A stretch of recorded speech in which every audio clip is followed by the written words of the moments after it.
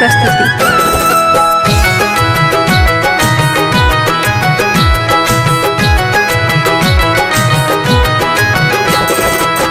सीता हेती एक बापक बेटी, जो सीता हेती एक, सुनो, जो सीता हेती एक बापक बेटी, एक हाथे हरदी, एक हाथे हरदी के फड़िए लेती, चलो देखन सखी जनकपुर सो सीता, जनकपुर सो सीता अवधपुर एली, चलो देखन सखी।